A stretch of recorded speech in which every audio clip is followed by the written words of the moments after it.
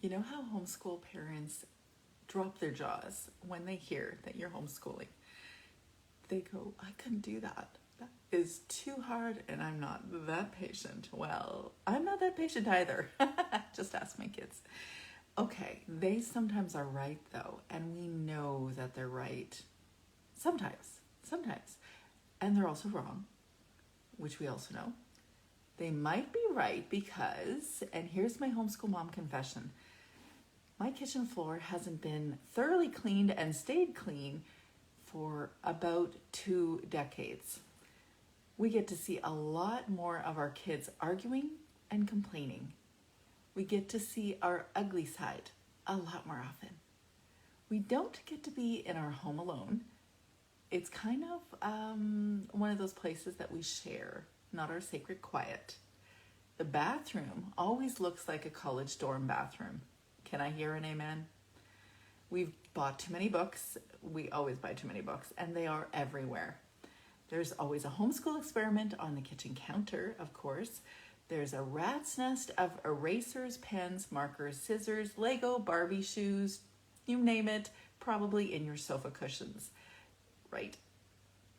If you didn't know, that's where they are. And the scissors. So no one ever knows where the scissors are. I don't. I know I buy them. I don't know where they end up. They're probably under the sofa cushions.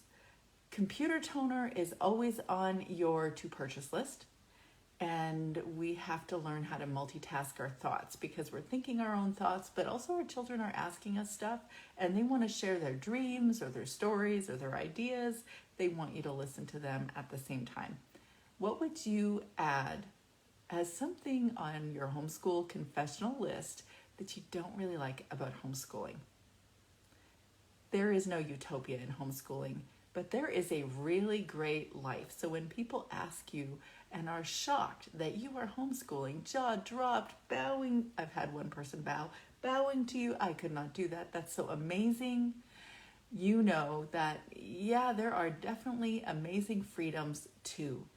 So I'd like to hear what your favorite parts are of homeschooling, especially your last homeschool year. It's easy to get caught up in all the negatives when we're in our own home. There's a lot going on. There's a lot of negative energy at times, especially when you have more than one child and you're reactively engaging it and not necessarily dealing with things as you should or could. You might not have an action plan. You don't have a plan to deal with that negative energy, and you might not have an approach that is working for you. We can just keep on doing what we've been doing, or we can come up with a plan to change all that. If you'd rather create an action plan, then you can join me to the at the Homeschool Mama year-end review, which you'll find in the link of my bio. I invite you to that. And you're welcome to unload your Homeschool Mama confessional. I'm not Catholic. I'm not a priest. I'm not going to receive the confession in the same way. I'm not going to give you things to do after you've happened to tell me all the things that aren't working in your homeschool.